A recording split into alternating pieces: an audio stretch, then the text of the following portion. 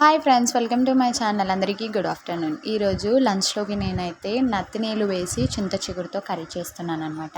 ముందుగా గిన్నె పెట్టుకొని 2 స్పూన్స్ ఆయిల్ వేసి మనం తీసుకున్న చేపలని తలా తొక్క తీసి వేయించుకోవాలి. ఇంకో 2 స్పూన్స్ ఆయిల్ వేసి 3 ఆనియన్స్ 2 పచ్చిమిర్చి ఈ విధంగా ఫ్రై చేసుకోవాలి మూత పెట్టి.